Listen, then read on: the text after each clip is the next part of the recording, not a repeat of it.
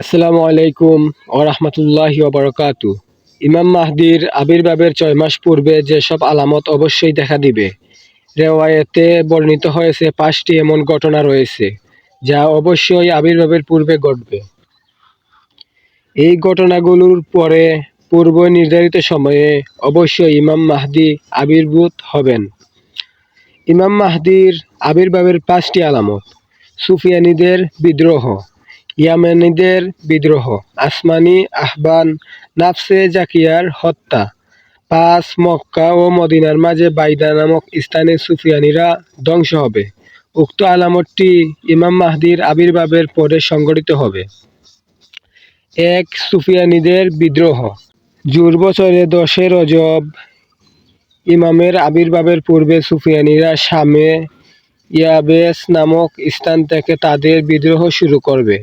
একই সময়ে ইয়ামানের একজন বিদ্রোহ করবে। উক্ত দুইটি বিদ্রোহের সাথে সাথে খুরাসান থেকে একটি দল পতাকা সৈয়দ হাসানির নেতৃত্বে বাহির হবে। রেওয়ায়েতে বর্ণিত হয়েছে যে দীর্ঘমেয়াদী যুদ্ধ সমূহ ইমামের আবির্ভাবের সময় বেশি দেখা যাবে এবং মধ্যপ্রাচ্যে এই যুদ্ধ সমূহ বেশি দেখা যাবে। আমরা দেখতে পাই যে মধ্যপ্রাচ্যে এই যুদ্ধসমূহ বেশি সংঘটিত হয়েছে এবং উক্ত এলাকাটি হচ্ছে আস্তিক এবং নাস্তিকদের রণনীত এলাকা। মধ্যপ্রাচ্যে প্রথম এবং দ্বিতীয় যুদ্ধ থেকে ধারণা করা হয়েছে যে সমাপ্তি কেমন হবে।